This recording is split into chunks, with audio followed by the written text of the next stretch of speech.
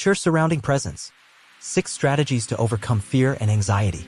You know what it's like to be afraid of something, whether it be thunderstorms, a trip to the dentist, a stranger at your door, or losing someone dear to you. Fear is a normal reaction that warns our bodies to be careful. Anxiety is a type of fear dealing more with worry and the future rather than fearing something that is present. When fear and anxiety become a pattern in our lives, they become a problem.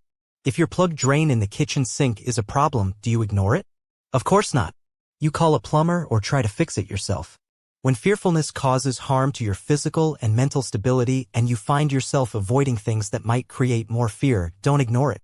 When anxiety becomes a debilitating thing that leaves you cowering and sick, don't try to push it away. The following 6 steps may be your ticket to getting rid of fear and anxiety disorders in your life. Step 1. Learn more about your fear. This first step can be the hardest one, but it's also absolutely necessary. You can't overcome a fear that remains hidden in the dusty regions of your subconscious. You must face it. When you turn your face toward a person, you see that person and learn what he looks like and how he is acting. When you turn toward your fear, rather than away from it, you notice things about your fear that you didn't know before. This awareness helps you overcome it. To help yourself face your fears and anxiety, try keeping a journal over a period of 2 or 3 weeks. Record any patterns you notice. Do your hands turn clammy and your stomach clenches when you hear the doorbell? Do you experience more symptoms of anxiety in the morning or the evening? What do you tend to do when your fears arise? Jot down anything that seems significant. Transferring your fear patterns and symptoms into writing can help demystify them. They are no longer so big and insurmountable. Most importantly, learning all about your fear gives you an idea of how to counter it. Step 2. Use your imagination in positive ways. An imagination is a wonderful thing. It gives you power, creativity, and the ability to think outside the box. Unfortunately, an active imagination can be a harmful tool when it causes you to think about negative things. Your imagination can magnify your fears, making your situation seem much worse than it actually is. Instead of letting your imagination lead you down the dark corridors of fear, purposely use it for overcoming fear. How do you do that? Pick a calm moment when you are relaxed and not anxious. Close your eyes and imagine yourself in a situation that normally causes fear. For instance, if you are afraid of being lost in a crowded building, picture yourself in a busy airport. Now, imagine yourself handling the situation peacefully. You don't freeze and begin to cry. Instead, you search for an information desk or a sign that will help you regain your sense of direction. You imagine yourself reaching the correct parking lot, unlocking your car door, and driving safely home without any bad incidents. The peace you experienced in your imagined scenario can actually help you get through the actual ordeal more peacefully. Step 3. Use your brain in a different way than usual. Your fear and anxiety arise out of a certain part of your brain and they allow emotion to overcome rational thought.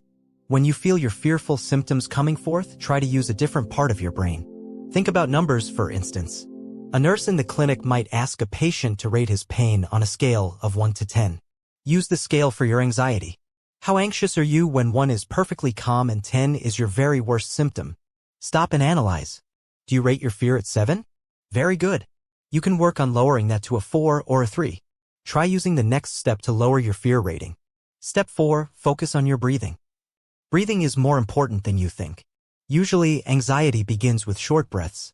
The short breaths cause a number of negative reactions in your body which quickly become an anxiety attack.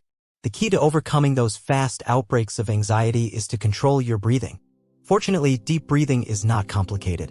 Once you have recognized that you are becoming fearful, stop and focus on your breathing.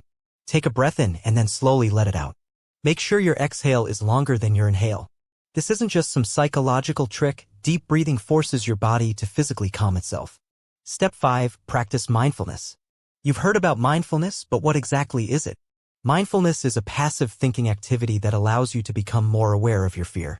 As you learned in Step 1, awareness helps you overcome your fear and anxiety. Practice these mindfulness tips during some of your less severe times of fear and anxiety. When you recognize your fear symptoms arising, sit down and think about what is happening to you. This is like making a mental journal entry. Observe the symptoms as they arise. Don't do anything about it. Just sit and keep track of yourself as the moment continues. Being passive raises your self-awareness and it prevents you from doing the typical things you do when you experience fear. It helps get you out of a rut. Step 6. Use nature as your therapist. Talking to a therapist is an excellent way to work through your fears and anxiety. However, you can't always be at your therapist's office. Try going for a walk outside instead. Natural beauty found in parks, backyards, or wherever something green is growing does help reduce symptoms of fear and anxiety. Nature calms people, reducing stress levels and changing moods from anxious to relaxed. Plus, the physical activity of walking or jogging outdoors requires us to use our brains differently, which can cause a switch from irrational fearful thoughts to clearer thinking that can help overcome the fear.